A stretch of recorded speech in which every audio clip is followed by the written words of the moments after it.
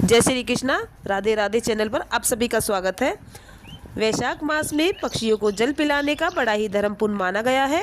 मान्यता है कि ऐसे जीवों को जल पिलाने से ऐसे जीवों की सेवा अवश्य से ही करनी चाहिए। वैशाख मास में जल का दान, अन्न का दान करने से कई गुना अनंत फलों की प्राप्ति होती है। मान्यता है कि वैशाख मास में छाते का दान, अन्न का दान, जल का दान और विशेष रूप से स्नान का दान महत्व माना जाता है। जो भी व्यक्ति ऐसे वैशाख मास की पुण्य धर्म मास को ऐसे ही गवा देते हैं, वे पशु योनि में अवश्य से ही जाते हैं। कहते हैं कि ऐसे जीवों की सेवा अवश्य से ही करना चाहिए।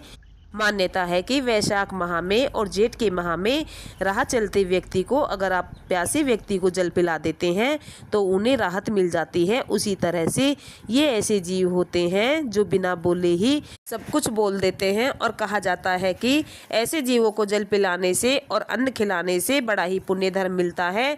वैशाख माह में सतयुग जैसा कोई युग नहीं होता है और वेद के समान शास्त्रों में भी यह कहा गया है कि गंगा जी के जैसा कोई तीर्थ नहीं है और जलदान के जैसा कोई दान नहीं है और भार्या के समान सुख नहीं है और खेती के जैसा कोई धन नहीं है और जीवन के समान लोभ नहीं है।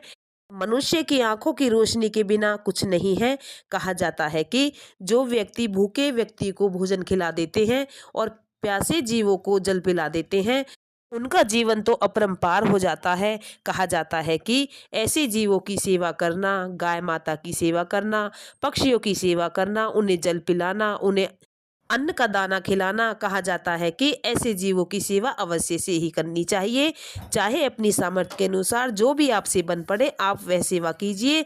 इसके साथ ही वैशाख मास में पानी का प्याऊ लगवाते हैं, उनके देवता पितृ प्रसन्न हो जाते हैं और सभी इच्छाएं मनोकामनाएं पूर्ण हो जाती हैं। वैशाख मास में जो भी व्यक्ति दान देते हैं और प्यासे को जल पिलाते हैं, कहा जाता है कि राह चलते हुए व्यक्ति को अगर आप जल पिला देते हैं तो उसके जीवन का आधार तो बदल जाता है। ऐसे पक्षियों को भी जल अवश्य से पिलाएं और पक्षियों की सेवा करें।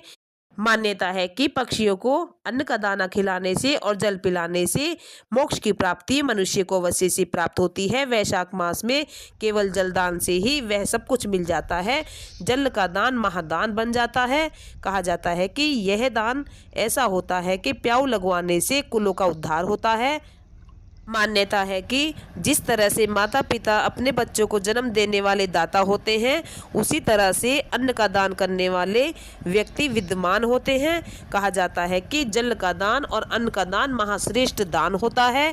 मान्यता है कि जो मनुष्य वैशाख मास में प्याऊ लगवाते हैं और पक्षियों को जल पिलाते हैं और अन्न का दाना खिलाते हैं, कहा जाता है कि वे मनुष्य स्वर्ग के अधिकारी अवश्य से ही बनते हैं। ऐसा करने से समस्त पाप नष्ट हो जाते हैं।